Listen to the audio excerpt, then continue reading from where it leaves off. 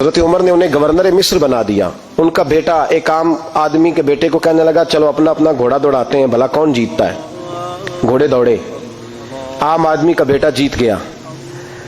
Governor صاحب کے بیٹے نے درہ اٹھایا اور درہ اٹھا کر کے اس جیتنے والے غریب آدمی کی کمر پہ درے مارے۔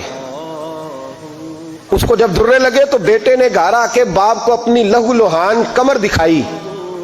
باپ کے دل میں بڑی قدر ہوتی ہے اولاد کی۔ درجے تو لوگ ماں کے بیان کرتے رہتے ہیں، لیکن جتنا باپ پیار کرتا ہے اس کا بھی تقاضا کوئی کر نہیں سکتا۔ والد نے جب دیکھا نا لہو لوہان ہے گردن، تو والد چیخے، روئے، اور پھر پتہ نہیں اگلے 1.5 منٹ میں اس بچے کے والد کو کیا ہوا، اس نے آنسو پونچھے اور بیٹے کو کہنے لگا میرے گھوڑے کے پیچھے بیٹھ۔ کہا کدھر جانا ہے؟ فرمانے لگے یہ ظلم کا دور نہیں، یہ عمر کا دور ہے۔ ہاں ایسی بات ہے کوئی جو مرضی کر جائے؟ بیٹھ میرے گھوڑے پہ۔ آدھی رات کے وقت پہنچے مدینے، اور باہر جا کے وہ آدمی پکارنے لگے، کہنے لگے عمر باہر آؤ، نکلو خوابگاہ سے۔ جب غریبوں پہ ظلم ہو تو پھر حکمرانوں کو سونے کی اجازت نہیں ہوا کرتی۔ باہر آؤ۔ فاروق اعظم آدھی رات کو اٹھ کے آئے، کیا ہوا؟ کہا عمر دیکھ، یہ بیٹا جو میں نے اپنے منہ کے نوالے کھلا کھلا کے پالا ہے، ذرا میرے لال کی پشت دیکھ، تیرے دور حکومت میں یہ حال ہوگا۔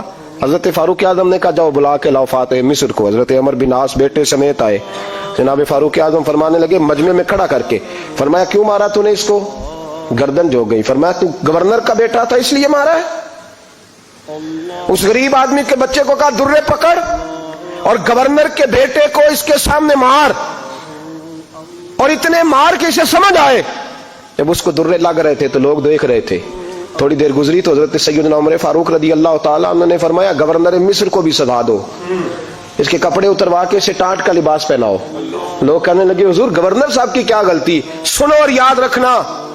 حضرت فاروق اعظم کہنے لگے اس بچے کے دل میں بات ڈالی کس نے کہ تو گورنر کا بیٹا ہے؟ کس نے بات ڈالی کہ تو چودھری کا بیٹا اور باقی کمی ہوتے ہیں؟ کس نے سکھایا اسے؟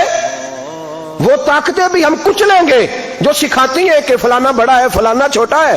فرمایا نا، جب کوئی رسول اللہ کا کلمہ پڑھ لیتے ہیں وہ برابر ہو جایا کرتے ہیں۔ اس کو کس نے سکھایا؟ کس نے سکھایا اس کو؟ گورنر کو بھی۔ اور پھر حضرت عمر نے تاریخی جملہ کہا، حضرت عمر بن عاص کی طرف دیکھ کے فرمایا جب اللہ نے ان لوگوں کو آزاد پیدا کیا تم نے کیوں غلام بنا لیا ہے؟